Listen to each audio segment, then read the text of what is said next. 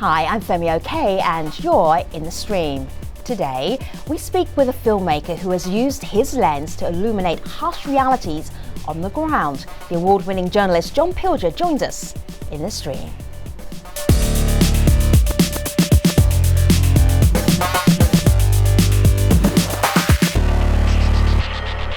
The Vietnam War, Cambodia in the aftermath of Pol Pot, and the US civil rights movement are only a few of the historic events John Pilger has covered. His extensive career has spanned decades, placing him as one of the most renowned investigative journalists, a trade that he believes has become an occupational hazard. Known for his critical stance of Western intervention, some have come to view him as anti-American.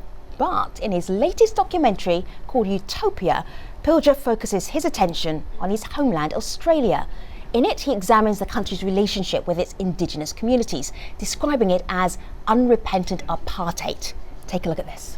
No more whispering in our minds. Welfare men found us and took us, and mothers were screaming and crying and hanging onto the truck when they drove us away.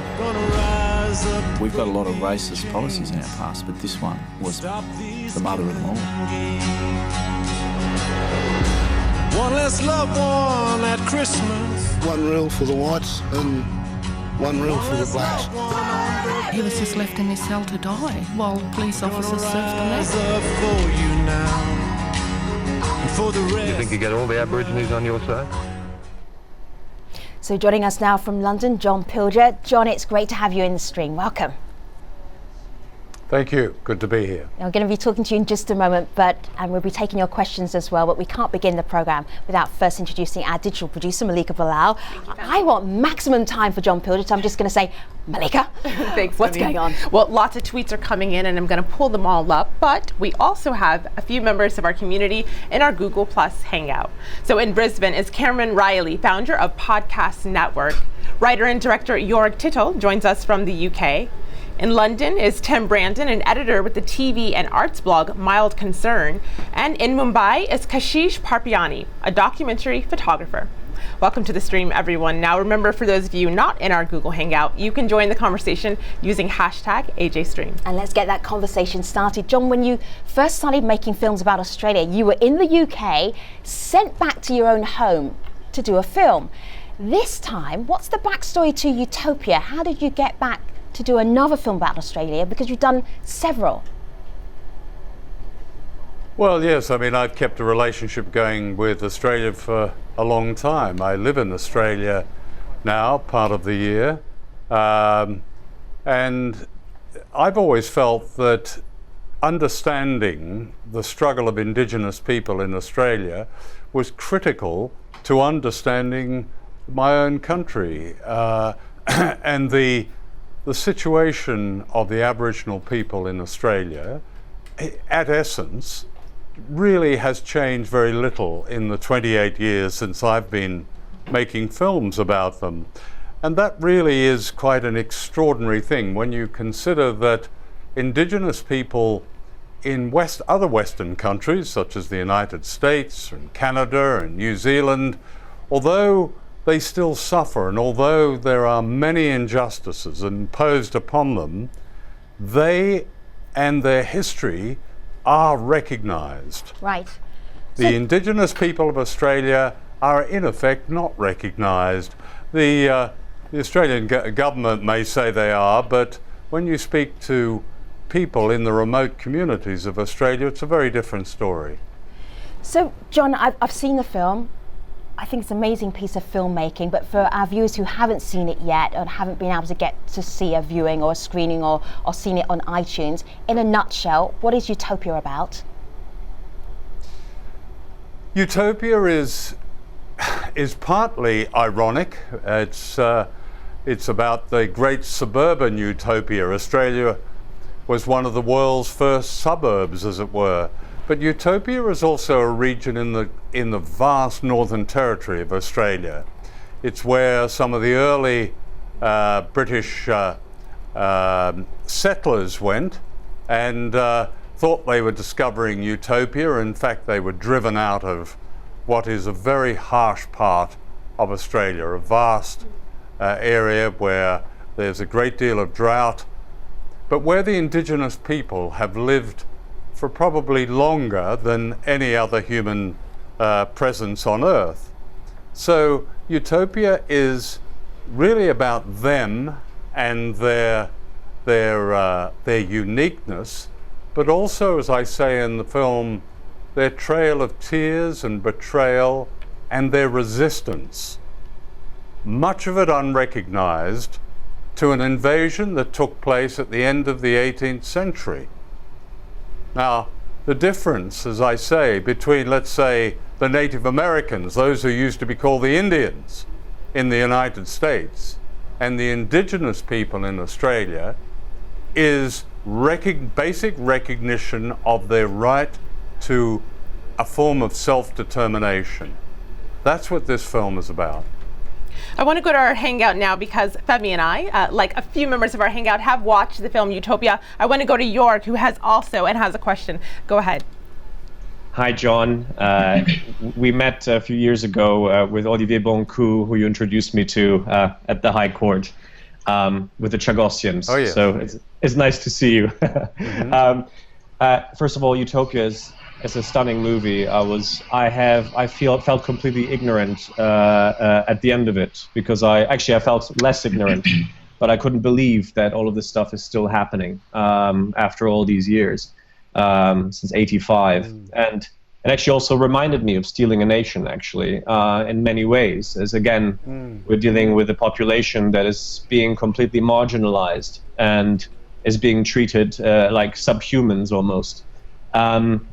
And well, I think there's a great similarity, actually, between the people of Diego Garcia, or at least their struggle and their plight, the people of the Chagos, and the Aboriginal people of Australia.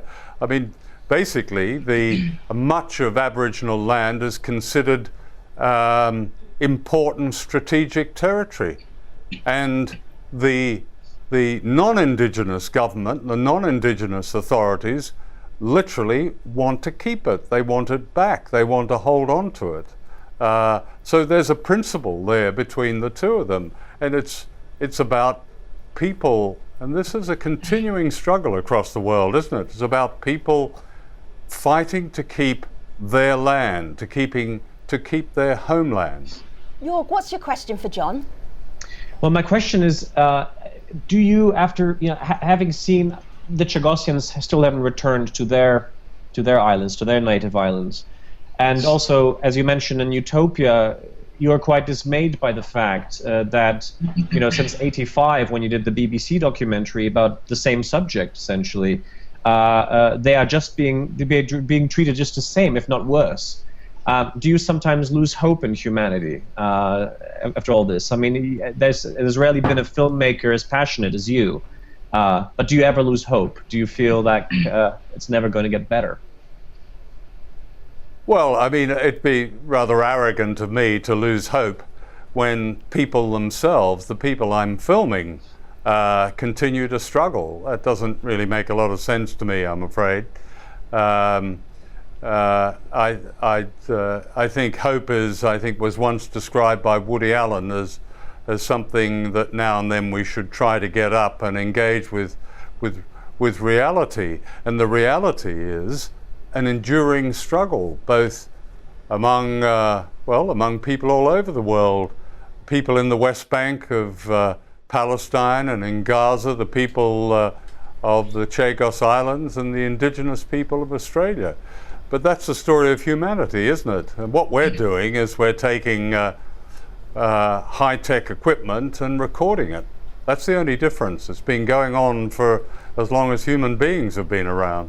John, I'm going to play a little clip from Utopia. This is Australia Day 2012, and then I'm going to ask you how you got these vox pops. So you're wandering around asking people about Australia Day, and this is what happened. I think the first Australians have a role in Australia Day. Many of them are rather offended by it.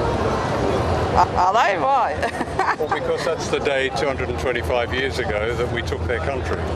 Oh, well, yeah. Well, we all think of them anyway, too. That's why we all celebrate. Yeah. Do you think they have a special place, though, as it was their country for thousands of years?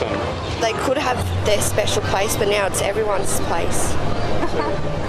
So you're talking about the first people of Australia, and you're asking white Australians about their place in Australian history, and there's a lot of indifference going on there. Could you equate indifference with racism? That seems like a big leap for me to say, but for you as an Australian, how would you sum up what was happening there? Well, it'd be wrong for me to accuse those people of racism, no. I think the reaction was just often embarrassment that they were being asked something that they knew probably very little about, and at worst had a kind of willful indifference to. But as far as the society as a whole, Australia was built on racism.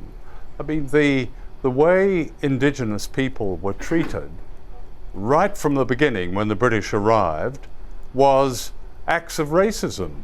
You only have to look through the records now which are available, and you have parts of Australia, virtually a slaughterhouse, where the settlers were calling for the elimination of the Indigenous people and regarding them as less than human. When you go into the Australian War Memorial in the capital of Canberra, the Indigenous people are represented almost as gargoyles in stone alongside the wildlife of the country, reptiles and kangaroos. You know, okay, that's a while ago, or it's not that long ago, that was in the 20th century, but that racism is not only a legacy, but is very much runs like a current through attitudes and government policies towards the original people of the country. There's no question about that. Those vox pops I did were people giving, I think, fairly average views of simply not knowing about the people whose country really Australia still is. All right, so John, you can be very selective with vox pops. Are you saying that everybody you spoke to felt that way, or did you just pick the juiciest bits to be in the documentary?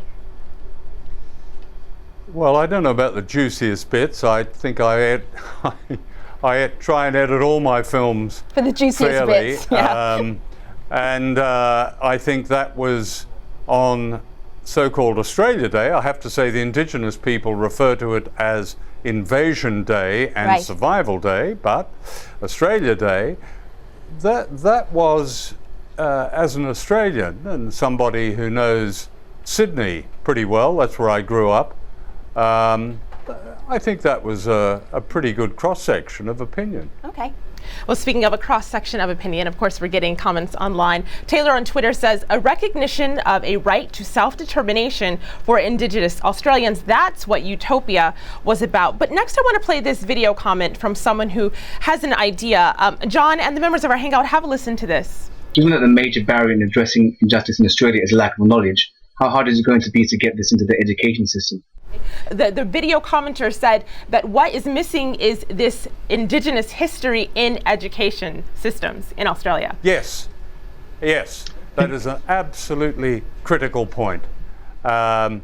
It's here and there. At one point in the 1970s and 80s, it was all the fashion, but it's a fashion that's by and large died out. A friend of mine, a Scottish filmmaker, went to make a film in Australia, and the first thing he asked among those who were going to work with him, what did they learn at school about Indigenous Australians? And the answer was pretty well zero. He learned more in his primary school, he said, in the Scottish Highlands than they learned in Australia. Now, that may be a slightly extreme example, but I'm not sure it is all that far off the mark. The lack of knowledge of the sheer wealth of the uniqueness of these people that bring, they are the for all their difficulties and problems caused by the white settlement of Australia, the wealth of their culture and experience is something that the rest of Australians have so much to gain from. That's the great tragedy of this. Both sides lose.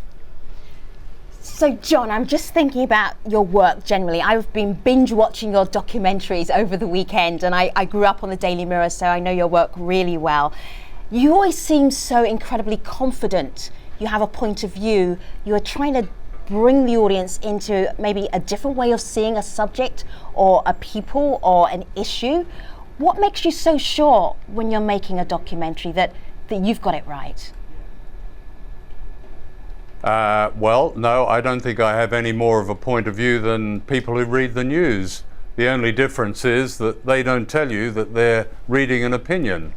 I think making a documentary or any form of journalism, whether it's written down or filmed, has to be done on a bedrock of facts and evidence, and that's what I try and bring to every documentary. This one took 2 years in the making, and all that time was about getting the facts and evidence. So we all have opinions, and my opinions about Indigenous people are expressed through the films. It's difficult to think of an anti-human. There is an opinion that is probably the establishment opinion in Australia, and that is one that dismisses Indigenous people. I don't think the opinion is not what matters. It really is the history, it is the record, it is the facts that matter. And it's bringing those, as one of your contributors has already said, it's bringing those facts, that evidence, that perspective, that understanding into schools and colleges in Australia. It's educating people, young people and older people. John, that's resonating with our viewers who are watching and tweeting in. Ahmed says, when I see John, I want to be a brave investigative journalist. I'm really impressed by his works. I want to push this to our hangout where Kashish has a question. Kashish is speaking to us from India. Go ahead. My question being, do you think after Bradley Manning's trial, do you think investigative journalism today is under threat? Is investigative, Kashish, just one, because then we're going to get an answer from John. Is investigative journalism under threat, John? Yes. Okay, if that's the question, that's very simple. It's under threat, but it's always been under threat, because the whole basis of investigative journalism is to find out really what authority and what great power, unaccountable power, doesn't want to tell us. And that's why those like Edward Snowden, Chelsea Manning, Julian Assange are all such important figures. They've changed the game, as it were, because they've told us how governments not only lie to us, but how they spy on us, how they read our emails, though we're not allowed to read theirs. That's a major change in the whole world of truly investigative journalism, and a very significant one, and in my view, a very hopeful one. So, John, there's a quote that you said in an interview that you did a little while ago, and it made me laugh out loud because you're on a social media program. I'm just going to say the quote back to you. You can watch it at home, everybody. It's at the Frontline Club in London, so it's an interview that John did last summer. And John says, now we have this ludicrous medium of Twitter. John, I've got your Twitter page up here. You've been answering the tweets. How did you manage to get through the last 20 minutes or so? Yeah, well, you can tweet away all you like, really, but that doesn't. I'm prepared to communicate with anyone by any means, but it's going to have to be one way. I won't be tweeting. They can tweet to me if they can find me, and we'll tweet together. But the problem is that I don't have a device that tweets back. So, look, I think a lot of social media, there's no doubt that good, serious questions come through social media, but a lot of it is addictive. It's about us, ourselves. A lot of it is about self-regard. A lot of it is about very brief attention spans. We have more means of communication now than we need. What we need is the substance of what we're communicating about. We need time to reflect on what we're talking about. We need time to gather in the evidence. And I'm speaking as a journalist of all the investigations. It is ridiculous. We don't need any more times to send the briefest of messages Tim, I actually want to each pull other. something out of what you just said, because you did admit that good, serious questions can come across on social media. So I want to give the last good, serious question to a member of our Hangout. Tim, go ahead. I was being polite. Okay. Tim? I saw Utopia a few weeks ago, and it came across as a really personal film. I was wondering how easy it is for you to stay removed from the story you're covering, or if the film was always an emotional and personal journey for you, as well as a journalistic one? Well, one thing is what we need. We may have plenty of social media, but we need some better sound here in Al Jazeera. I didn't understand a word of that. Sorry. No problem, John. He asked whether or not it's difficult for you to stay removed from your subjects and from the things that you do your documentaries about. I don't want to be removed from them. Why should I be removed? Our whole world at the moment is to remove us. In a way, social media is a way of removing us from actual people by locking us into devices. I don't want to be removed from my subjects. I want to tell their story. I want to give them an opportunity to put across what they have to say. I've never understood that being removed. Too many people are removed from each other. We don't need any more of it. So what's your next project? What are you working on? Can you tell us? Not really, no. I don't think I was about to. I ran through all the ideas in my head that I'm about to. Tell us a little bit. Give us a little inkling. Give us the continent. To ITV and others here, and I all said, right. Now, should I tell Al Jazeera? Tell us. And you know you want to, John. Suddenly, a state secret sense crawled over me. I can't really tell you. But it might have something to do with China and the US policy and the Pacific, Australia. It might, something like that. Oh my God, I can't believe somebody who's into transparency and truth telling You'll be the first holding to know. out. Yeah, I'll be the last to know. I will tweet you. I know you'll be tweeting me, right? John Pilger, let's see if we can... You can tweet me. He will never read it. Punish me by tweet. Thank you.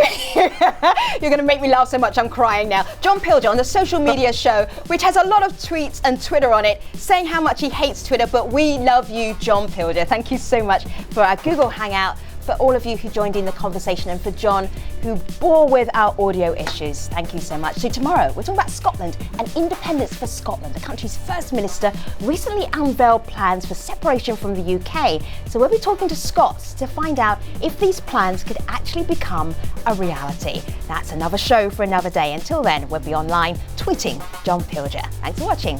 Take care.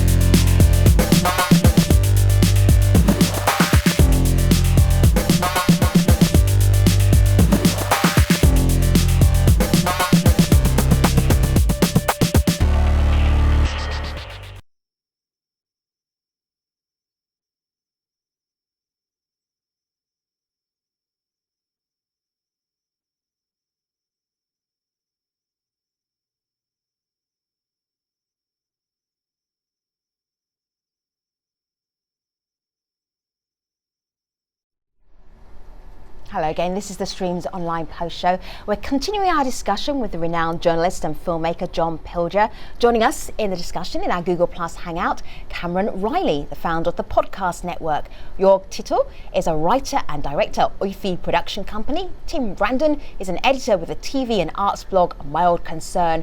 Kashish Papirani is a documentary photographer. So Google Hangout, you know you can jump into the conversation anytime.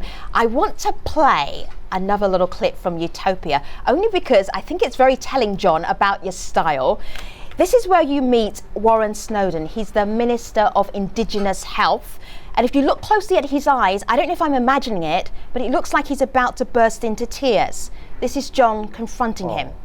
Have a look. I talked to one doctor I talked to, I didn't expect her to say what she said. But she compared the conditions with 19th century Dickensian England. She said in that time there was rheumatic heart disease. That's right. I talked to another doctor who reminded me that Australia is on a United Nations shame list as having not conquered trachoma, which even poor countries like Sri Lanka have conquered. And did she tell you about the investments we're making in trachoma right now?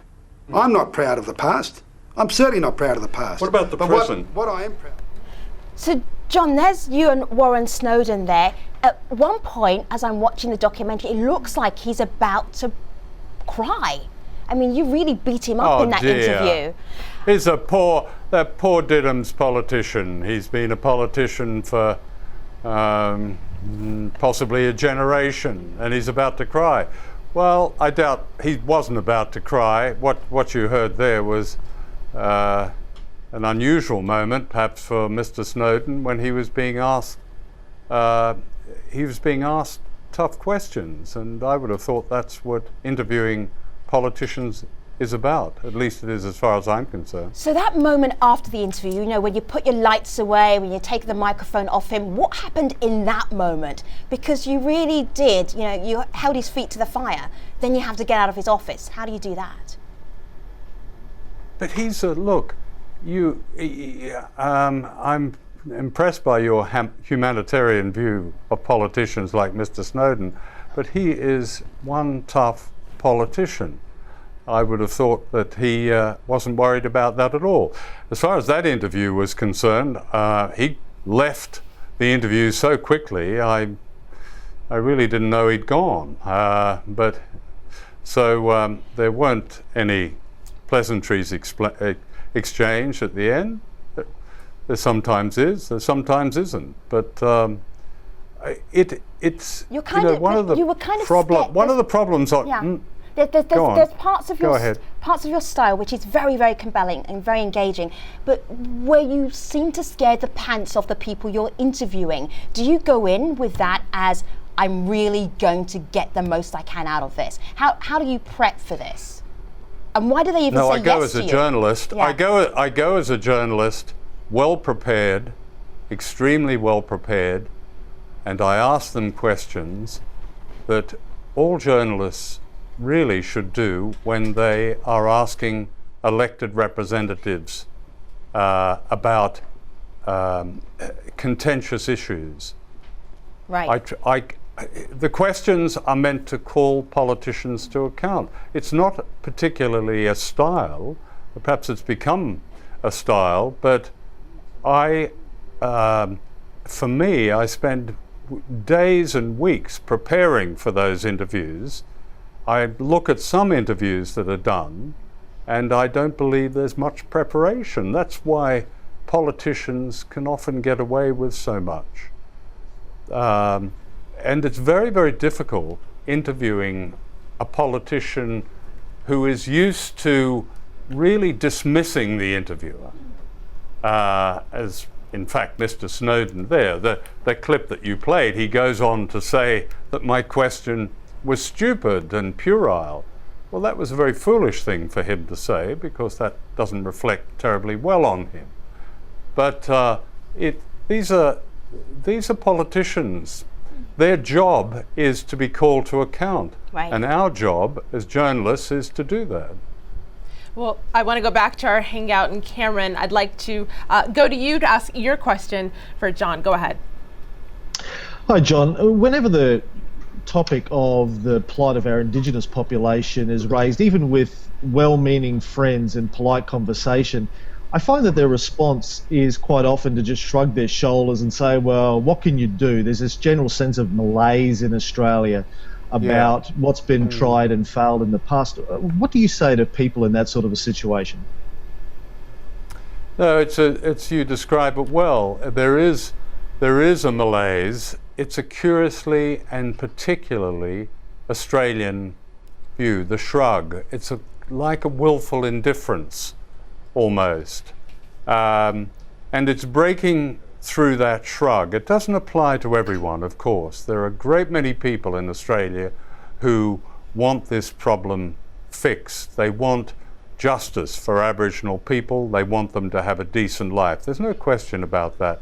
But there are these people, as you describe them, and perhaps among some of them it's just impossible to change their indifference, but we remain hopeful and optimistic always, and our job as journalists and documentary filmmakers is to again and again present the evidence that should cause them to feel, if not just embarrassment, then actually a deep shame. John, I'm sitting on your Facebook page here and I'm scrolling through, and there's lots of interviews that you've done in the last couple of weeks, and a lot of people look up to you, they admire you, they base the fact that they got into journalism through you. But who do you admire? Who are the investigative journalists that you look up to, that you will not miss their documentary or always read? Well, there are a number of investigative journalists whom I admire.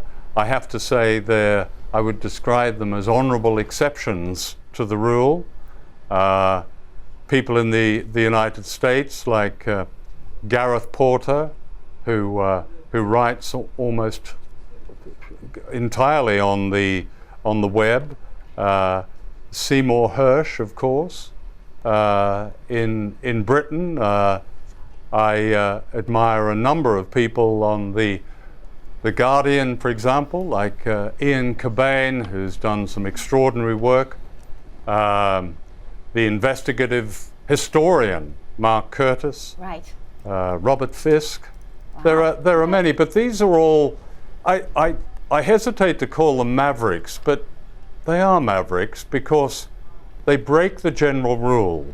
They're not part of the club. They're not part of the consensus. No women, John, in that list. No women on that list, John. No women on that list. No. Right. Well, you'll have to accept my apologies for that. But sitting in an Al Jazeera studio trying to hear you, it's very difficult to summon up names as quickly as that. There are many women, of course. Of course. Of course. I want to go now, switch gears a little bit. From me earlier, you played the clip from the video with the government official, and so our community has questions on that, John. On Twitter, El Jude says, did you face any kind of troubles from the Australian government side during your investigation? And before you answer that, we also got a comment on Facebook from someone who says, what does it cost for you being in opposition of a state establishment? John? What does it cost for me? Is that what you said? Yes. What have been the political cost, the personal, professional costs of not going along with the status quo? But you're, in a way, there's a suggestion that it's sort of freakish behaviour. This is what journalists should do. This is basic journalism. There's no state secret to this. Journalism is about being in opposition. It is about being independent of governments. It is about annoying politicians, if you like. It is about being not agents of power, but agents of people. So that should be a natural state for all journalists to be in opposition. The cost to me would be if I found myself on the other side, if you like, as part of an establishment, part of a club, a consensus. That would cause me great personal grief. I don't think it's going to happen. So this is what basic journalism would be. I think that one question earlier is about, are we losing investigative journalism? I think we're losing the very basics of ordinary journalism, that you are there to question. You are not there to accept at face value the word of authority, especially authority. I think, as we've found from the revelations of Snowden and WikiLeaks, how they lie to us. There's a kind of structural mendacity.